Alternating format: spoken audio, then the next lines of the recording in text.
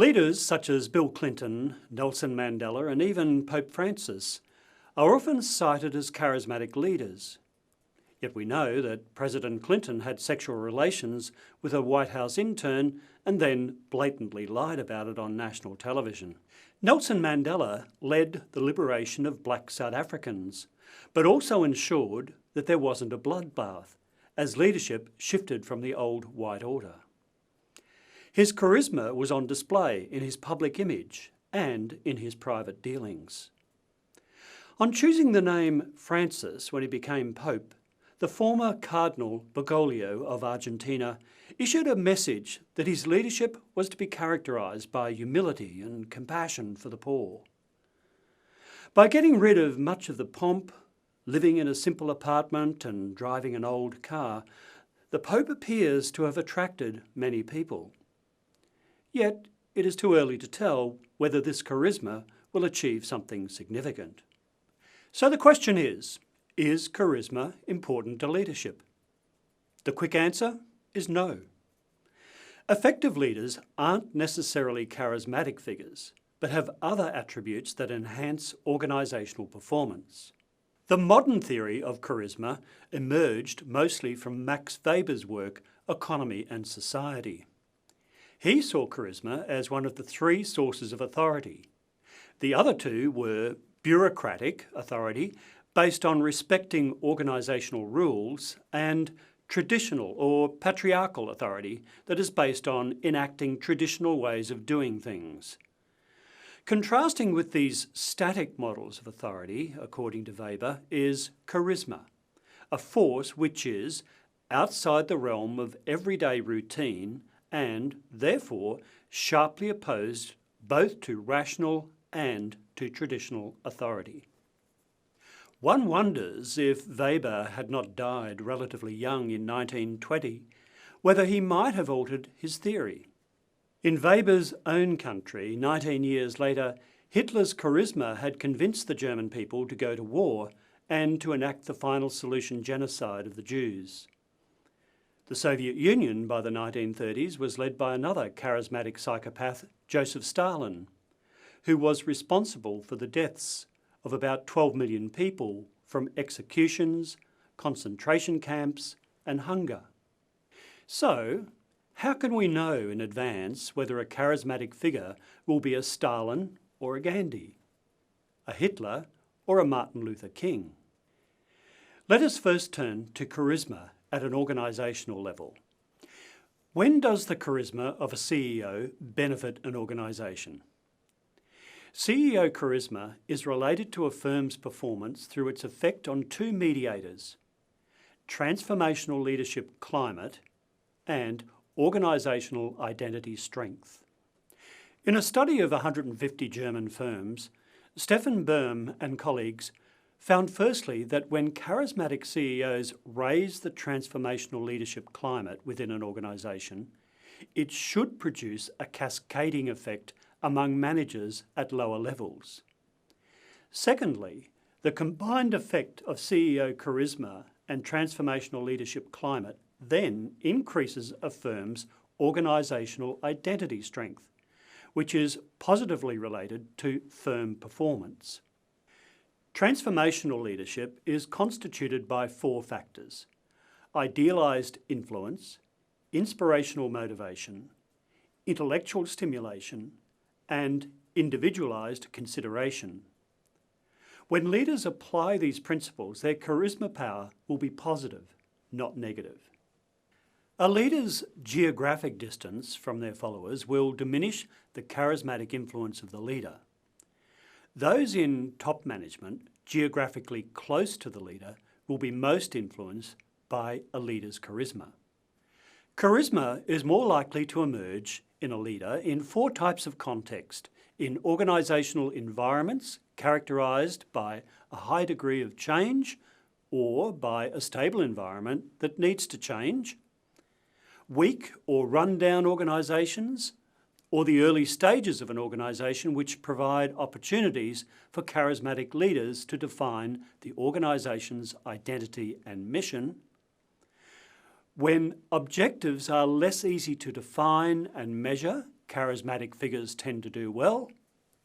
Compared with engineering, accounting and construction organisations where goals are set, measured and evaluated, where the task is less analysable, a charismatic leader is more likely to take control. These organisations are usually loosely structured, flexible and innovative or organic organisations. Charismatic leaders can emerge if the previous leader has not performed impressively or has not been charismatic.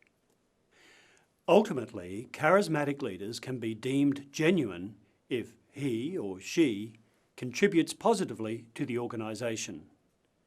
Those who appear to create positive change are pseudo-transformational leaders.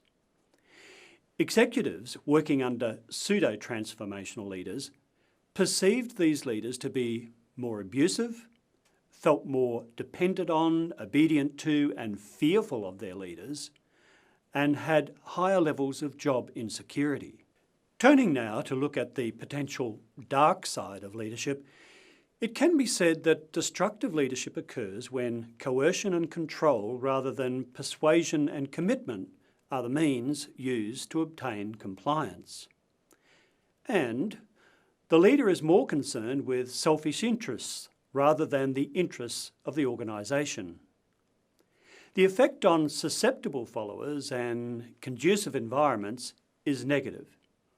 Although these toxic leaders may provide some short-term positive outcomes, in the longer term they impact badly on the organisation. The most egregious case of this is L. Chainsaw Dunlap. He gained notoriety as a charismatic tough man when CEO of a number of companies such as Scott Paper and Sunbeam. He not only aggressively reduced staff numbers but seemed to revel in doing so. His book, Mean Business, How I Save Bad Companies and Make Good Companies Great, stated that success requires ruthless competition. At Scott Paper in the 1990s, Dunlap made almost a third of the workforce redundant and stockholder value increased substantially. He left the organisation with a golden parachute of over $120 million. He repeated this as CEO of Sunbeam in 1996. However, in 1998, Dunlap was identified as a fraud using illegal accounting practices. He was fired, but Sunbeam filed for bankruptcy in 2002. This is not to say that all charismatic leaders produce toxic organisations. However, we do know that the energy and charisma that a toxic, even sociopathic leader brings can be initially very attractive. This is especially so when an organisation is not doing well or seems to have lost its way. A famous example is Napoleon Bonaparte. The French Revolution, the outcome of massive discontent with the inequalities under the reign of Louis XV, began in 1789 with great hopes for a fairer democratic republic. However, 6 years later, the Royalists were attempting to restore the monarchy while the Republicans were tearing themselves apart. Napoleon rode into the midst of this and essentially declared martial law.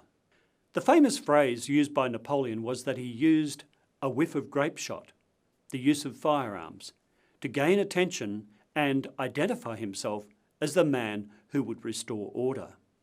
He did restore order. However, his vanity and ambition linked his own personal glory to that of France. He convinced followers that this was all for the good of France. Yet this ended 20 years later when the French forces were defeated at the Battle of Waterloo, rendering France a defeated country. When considering the potential toxic effects of charismatic leadership, it is important to remember that leaders can only lead when they have followers.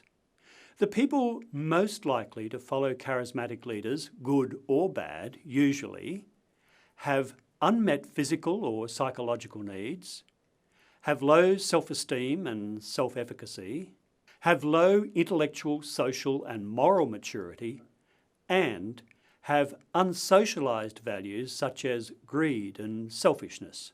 Let's end on a positive note. Charisma is not essential to good leadership.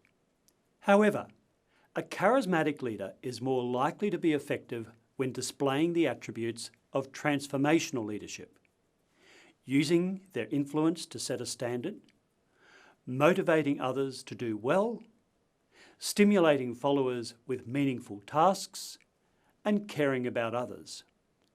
Consider your own charismatic potential. Remember that while physical presence and certain personality traits such as openness and extroversion are helpful, followers respond well to transformational leader qualities and to leaders who show a commitment to the organisation and others over their own interests.